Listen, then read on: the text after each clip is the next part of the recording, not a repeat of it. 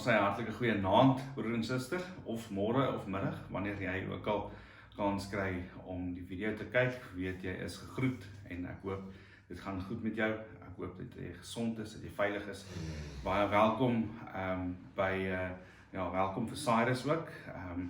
As jy weer van vanaand iets hoor wat snaaks klink, dit is Cyrus wat hier so by my lê.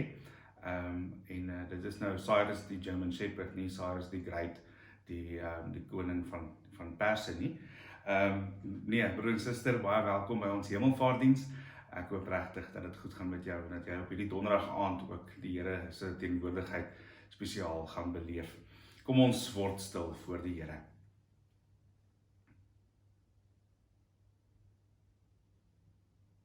Nie aan ons nie, maar aan U naam kom al die eer toe tot in ewigheid. Amen. Geliefdes, ek groet jou in die naam van die lewende Here, die een wat op die troon sit. As ek vir jou sê, genade en vrede vir julle van God ons Vader en van die Here Jesus Christus. Ons tema dan vir vanaand se Hemelvaartdiens is die laaste woord, die laaste woord.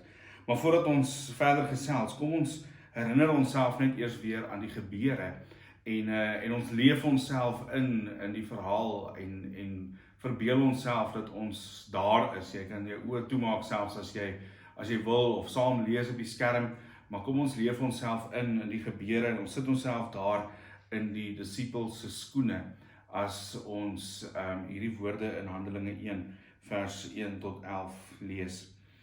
Lukas skryf die boek van Handelinge en hy begin vers 1.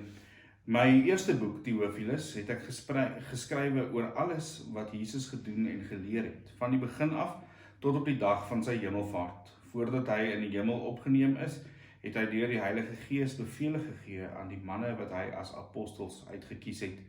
Na sy dood het hy aan hulle met baie onbetwisbare bewyse ook getoon dat hy lewe. In die loop van 40 dae het hy by verskeie geleenthede aan hulle verskyn en met hulle oor die dinge van die koninkryk van God gepraat. Terwyl hy 'n keer saam met hulle aan tafel was, het hy hulle beveel: Moenie van Jerusalem af weggaan nie, maar bly wag op die gawe wat die Vader beloof het, soos julle van my gehoor het. Johannes het wel met water gedoop, maar julle sal binne 'n paar dae met die Heilige Gees gedoop word. Toe hulle 'n keer weer bymekaar was, het hulle vir Jesus gevra: Here, is dit nou die tyd dat U die koninkryk vir Israel weer gaan oprig?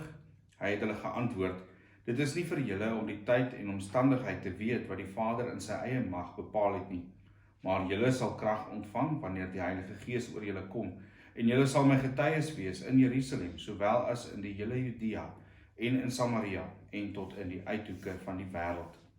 Nadat hy dit gesê het, is hy opgeneem terwyl hulle dit sien, en 'n wolk het hom weggeneem, sodat hulle hom nie langer kon sien nie. Terwyl hy weggaan, het hulle nog stip na die hemel gekyk. En hulle nog stip na die hemel kyk, het daar skielik 2 mans in wit klere by hulle gestaan.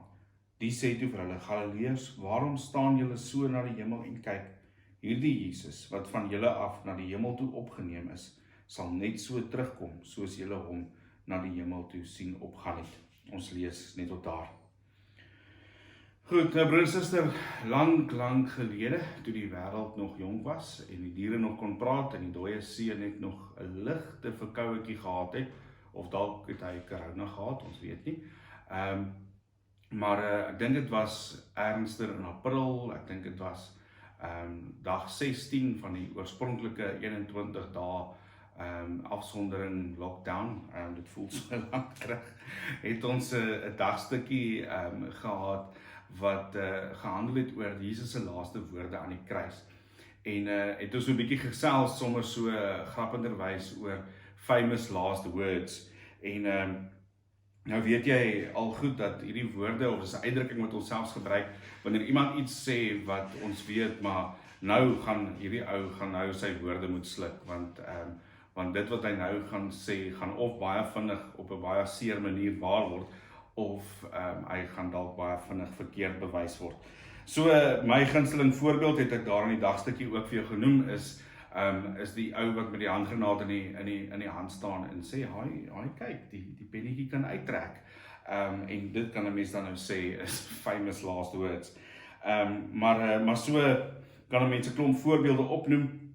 Die ou wat die beer teekom in die bos en sê vir sy pel wat saam met hom stap, moenie bekommer nie, ek het iewers gelees dat beere eintlik net bessies en boomwortels eet. Famous last words. Maar so is daar ook in die geskiedenis 'n paar aanhalings wat ons kan aanhaal van ouens wat ook hulle woorde later moes sluk. Een voorbeeld daarvan is die voorsitter van IBM in 1943, Thomas J. Watson, wat gesê het, I think there is a world market, maybe for 5 computers. En nou weet ons hoe rekenaars eintlik al die wêreld oorgeneem het, en nou daai woorde, nou regtig woorde is wat hy later moes sluk. So lees ons van Major John Sedgwick in die Amerikaanse burgeroorlog wat gesê het, net voordat hy geskiet is, sê hy hierdie woorde, hy sê, they couldn't hit an elephant at this distance. En toe is hy vermoedelik na bewering, so sê die geskiedenisboeke, toe geskiet. Maar so kry ons ook natuurlik laaste woorde van mense wat famous is of bekend is, beroemd is, omdat dit beroemde mense is, of mense of woorde wat vir mense baie beteken het. En so word daar ook gesê dat Bing Crosby, die bekende akteur en sanger, het blykbaar die volle 18 pypies gespeel, nadat sy dokter hom gewaarsku het om eerder maar net 9 pypies te speel, en toe is hy daarna weens gesondheidsredes oorlede, het hy gesê, that was a great game of golf, en toe is hy blykbaar daarna oorlede. So is Charlie Chaplin ook, word dit aan hom toegeskryf dat hy op sy sterfbed gesê het, nadat die priester vir hom gesê het, may God have mercy on your soul, het hy gesê, why not, after all, it belongs to him. Nou so het ons eintlik in die wêreld amper behep geraak met laaste woorde, en het ons eintlik half so in ons onderbewussyn amper die idee en die hoop en die wens dat ons daaraan self ook aan die einde van ons lewe op 'n punt kan kom waar ons dalk tog ietsie kan sê wat van betekenis is. Dat ons woorde kan sê waarmee ons onthou kan word, en dat ons op 'n manier belang aan laaste woorde geskenk het, om te sê, maar daarom 'n ou se laaste woorde is belangrik. Nou so kan ons dan, en het ons ook in die dagstukkie het ons gekyk na die Here Jesus se laaste woorde aan die kruis, en lees ons verskillende weergawes in die verskillende evangelies daarvan, van laaste woorde wat hy uitgespreek het, en dat hierdie woorde van Jesus dan ook vir ons boekdele spreek, van dit wie hy is, en van wat hy kom doen het. So sê Markus se evangelie dan vir ons in hoofstuk 15 vers 33, dat die Here Jesus, voordat hy sy laaste asem uitgeblaas het, gesê het, my God, waarom het u my verlaat? My God, waarom het u my verlaat? Lukas se weergawe, hoofstuk 23 vers 46, sê hy, Vader, in u hande gee ek my gees oor. En dan in Johannes 19 vers 30, wat die Here Jesus gesê het, dit is volbring. Nou broers en susters, ons kan oor elke een van hierdie verse, oor elke een van hierdie woorde van die Here Jesus, kan ons eintlik 'n preekreeks hou, never mind eers net 'n boodskap, kan ons hierop ingaan, en dit dra soveel gewig, dit dra soveel waarde, omdat dit soveel vir ons sê van wie hy is en wat hy gedoen het. En wanneer ons hierdie woorde van hom aan die kruis beskou, dan weet ons dat hy is die seun van God.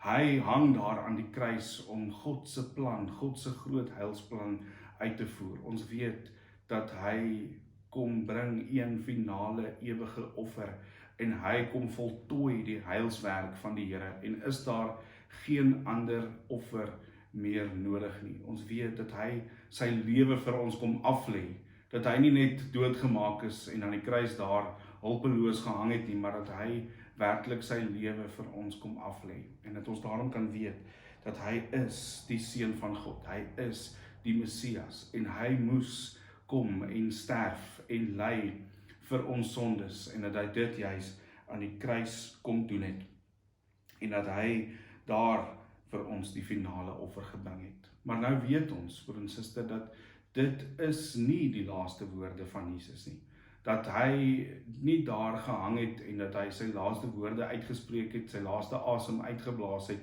en dat dit verby is, en dat dit is hoe die wêreld hom onthou nie. Want dit was nie die einde van die storie nie. Want hy het opgestaan uit die dood.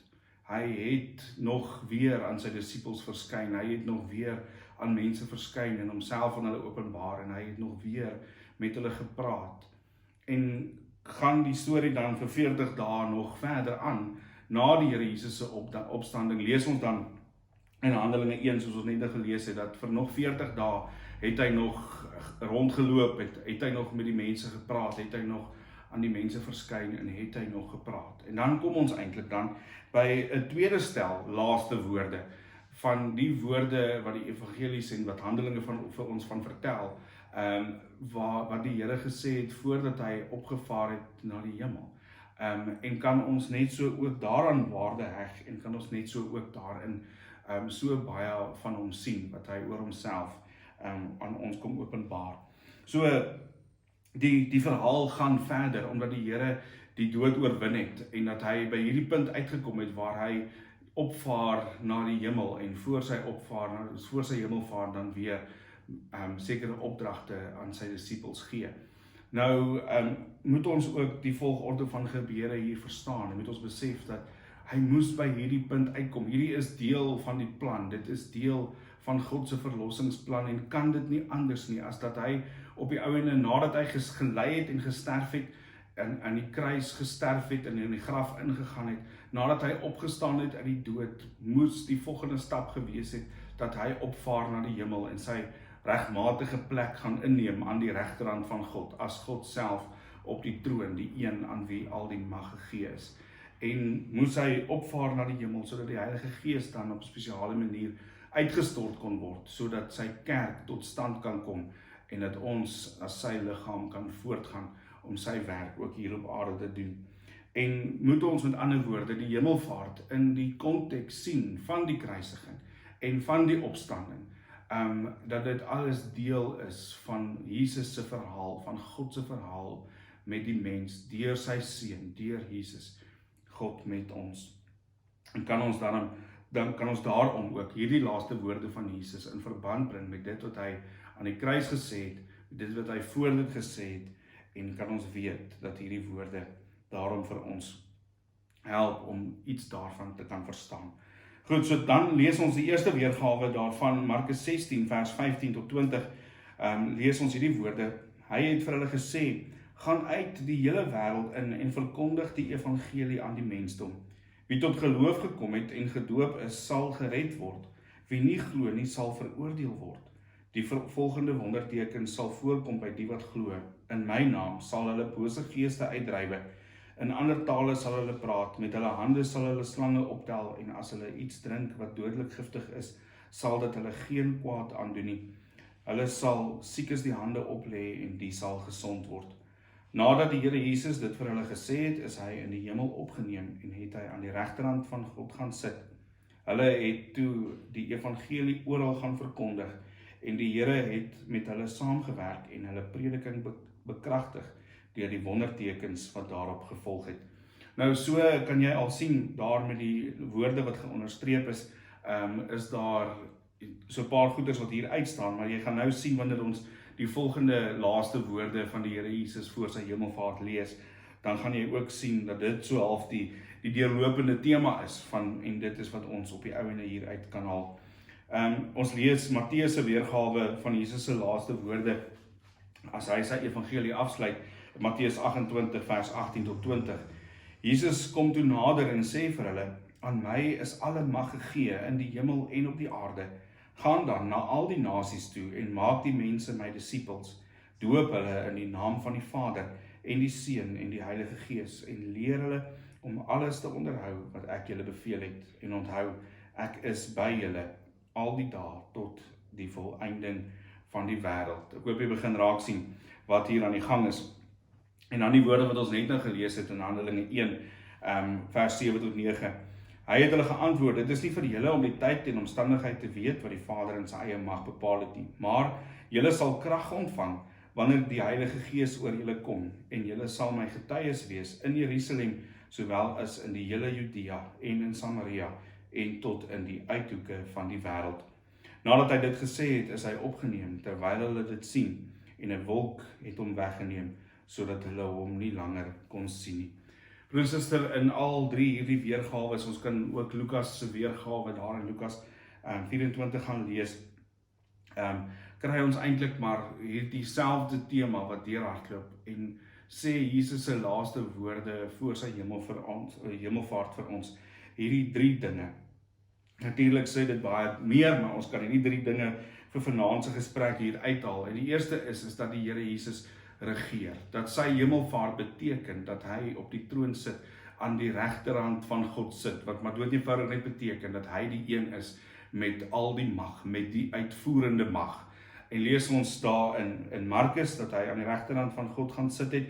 Lees ons in Matteus dat hy self sê, aan my is alle mag gegee in die hemel en op die aarde. En beteken die feit dat hy opgevaar het na die hemel, juis vir ons dit, en beteken dit baie, dat Jesus is die koning, hy is die een wat regeer, en kan ons daarin rus en vrede vind, en moet ons ook dit uitleef, sy koningskap uitleef, moet ons leef soos mense wie se koning Jesus is, en kan ons voor hom buig in aanbidding. Hy regeer.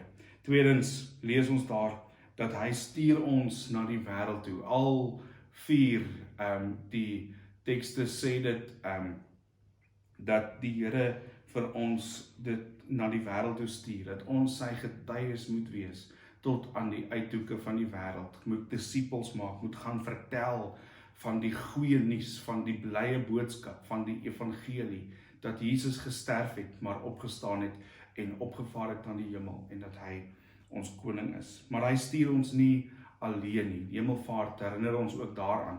En die Here Jesus sê dit ook self, dat hy by ons sal wees tot aan die einde van die tye, tot aan die einde van die wêreld, dat hy vir ons sy Heilige Gees stuur, sodat ons die krag kan ontvang om aan te hou, om sy getuies te wees, dat hy by ons is, dat hy ons bemagtig om hierdie werk wat hy aan ons opgedra het, ook te kan doen, te kan uitvoer.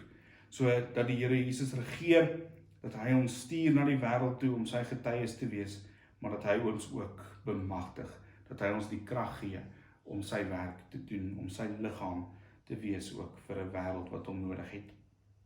Nou broer en suster, ons tema vir vanaand was mos nou nie famous last words en laaste woorde voor jy doodgaan nie, dit was die laaste woord. En moet ons besef dat die Here Jesus sy hemelvaart en die feit dat hy opgevaar het na die hemel en gaan sit het aan die regterhand van God, beteken dat hy ook die laaste woord het. En dit is tog 'n uitdrukking wat ons ook ken, nê, om altyd die laaste woord in te kry in 'n argument is gewoonlik iets negatiefs wat ons vir iemand sê as ons nou al lank genoeg gesukkel het om die persoon te oortuig van iets en hulle altyd nog so ietsie in sê. Maar die punt is dat ons glo ook en ons voel dit ook in ons lywe, dat die ou wat die laaste woord sê, dis die ou wat die argument beëindig en wat sê, maar dit is hoe dit is, punt, finish en klaar. En kan ons weet dat die Here Jesus ook die een is met die laaste woord. En so lees ons dan in die laaste hoofstuk van die Bybel, in Openbaring 22 vers 13, sê die Here Jesus hierdie woorde, hy sê, ek is die Alfa en die Omega, die eerste en die laaste, die begin en die einde. Hy is die een met die laaste woord in die skepping, op aarde, in die hele heelal, in elke oorlog, in elke pandemie, wat dit ook al mag wees, in jou lewe, in my lewe, is hy die een met die laaste sê, met die laaste woord. Hy is die een wat laaste praat, punt, finish en klaar. Hy is die begin en die einde, die een wat was en wat is en wat kom. En dit herinner die laaste vers wat ons van Jesus se woorde enige iets lees in Openbaring, die laaste keer wat ons sy woorde hoor in die Bybel, in Openbaring 22 vers 20 sê hy, ja, ek kom gou. Die Here Jesus kom weer. En dit herinner hemelvaart ons ook aan. Ons het dit gelees in Handelinge 1, dat net soos wat hy opgevaar het na die hemel, gaan hy weer kom en kan ons daarna uitsien. En totdat hy weer kom, kan ons aanhou om hom te aanbid as ons koning, kan ons aanhou om vir hom te lewe, kan ons aanhou om sy naam groot te maak, om te vertel van sy goedheid en sy grootheid. En moet ons weet dat so gou soos nou kom hy weer en moet ons aanhou om elke dag tot sy eer te lewe. En kan ons, soos wat Openbaring in die volgende vers dan antwoord, kan ons, wanneer ons hierdie woorde van hom hoor, kan ons ook antwoord en sê, Amen, kom Here Jesus. Kom ons bid saam. Ja, Here, aan U kom toe al die lof en al die eer tot in ewigheid. En ons loof en ons eer U, Here, dat U weer kom. En ons sien uit na daardie dag en weet, Here, dat daardie dag is om die draai. So om die draai, so gou soos nou. En daarom, Here, wil ons nie meer tyd mors nie, daarom wil ons nie 'n sekonde laat verbygaan nie, daarom wil ons elke dag vir U lewe, elke dag wil ons U naam groot maak, elke dag wil ons van U vertel, totdat U kom. Dankie, Here, dat U regeer, dat U ons koning is, en dat U vir ons vashou in die hand, dat ons kan weet dat U is die enigste lewende Here, die Here van die heersers, die koning van die konings, en dat ons juist daarom in U kan rus vind, en aan U kan vashou. Here, dankie dat U ook vir ons 'n plek gaan gereed maak, en dat ons kan weet, Here, dat U waarborg vir ons die ewige lewe, omdat U ons koning bereid was, om van daardie troon af te klim, een van ons te word, aan die kruis te kom sterf, die dood te kom oorwin, maar ook op te vaar in U regmatige plek in te neem, dat U regeer. Here, dan wil ons ook saam met die res van die skepping uitroep, as U sê, ja, ek kom gou, wil ons sê, Amen, kom Here Jesus. Amen.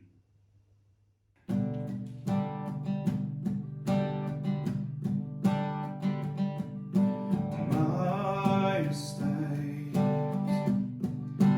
glansryke heerlikheid, ons wil Jesus, die koning hulde bewys. Majesteit, die hemelse heerlikheid,